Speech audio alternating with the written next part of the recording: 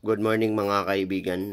Isang magandang araw. Good morning to all of us, especially to all my organic followers here in TikTok and also Instagram, Facebook, Celebi, and our subscriber in YouTube. No? Thank you so much to all of you mga kaibigan. Ngayon mga kaibigan, tayo po'y manalangin sa Diyos sapagkat ang Diyos lang po ang nagbibigay sa atin ng mga kalakasang ito.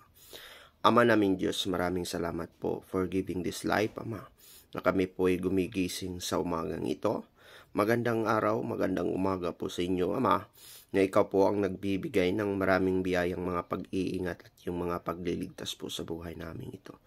Sana po, Ama, gabayan niyo po kami sa lahat ng aming ginagawa sa buhay na ito, na kung saan marami po kaming pinapasan na mga suliranin sa buhay na ito. Ama po naming Diyos, habang kami po ay naninilbihan sa bayang itong na iyong tinatag na iyong minamahal na bayang Pilipinas, Ama. Ama po naming Diyos, hilingin ko po ang iyong kalooban na upang ako po ay iyong gabayan palagi sa lahat ng aking ginagawa sa buhay na ito. Ama po naming Diyos, na sana po sa paggagabay mong ito, Ama, kami po ay nakasandal sa iyong kautusan na kung saan hindi po kami natatakot, hindi po kami natitinag sa lahat po ng mga sumusuway sa batas ng aming pinapapatupad sa iyong bayan, Ama. Na sana po, Ama, ikaw po ang gagabay sa amin palagi, na kung saan hindi po kami matatakot sa mga politikong kumukurap at kumukulumbat po sa pira ng taong bayan. Ama po naming Diyos, buksan niyo po ang kanilang puso't isipan na ang pirang na yan ay hindi po natutulog ang hustisya ng pira ng taong bayang ordinaryong mga Pilipino. Sana po, Ama, tulungan niyo po kami, tulungan niyo po ako, Ama, sa mga pagpapatupad sa batas na ito na hindi po matitinag at hindi po matatakot sa sinumang taong maimpluwensya sa sanlibutan ito.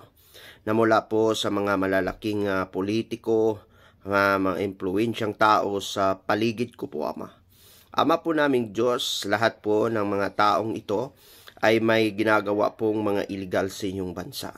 Ama po naming Diyos, ako po'y nagpapatupad ng batas base po sa Philippine Constitution, base po sa iyong doktrina, base po sa divine law creation. Sana po, Ama, hilingin ko po ang iyong kalooban na daragdagan niyo po na iingatan po ang aking sarili laban po sa mga masasamang tao, katrabaho ko man. Alam ko po, Ama, na may mga opisyal po sa katrabaho ko na tumatanggap po ng mga SOP, Ama, na mula po sa illegal. Kung ito man ay matatamaan ko sa aking pagpapatupad ng batas, Ama, sana po, Ama, tulungan niyo po ako na ako po'y titindig dito, na hindi po matatakot sa kanila. Kahit sino man ang malalaking ranggo po, malalaking opisyal sa organisasyon ng iba't ibang ahensya ng gobyerno, Ama, ako po ay mananalig sa iyo ng buong puso po, Ama. Ibibigay ko ang aking pagsiservisyo sa bayan na ito sa pamamagitan sa pangalan ng batas, sa pangalan ng aming dakilang tagapagligtas na si Jesucristo. Amen. Yan o mga kaibigan. Maluluha lang ho tayo minsan, no? Ganun ho ang buhay sa mundong ibabaw na ito. So, sana po ay ganun na po, no? Just to take copy first.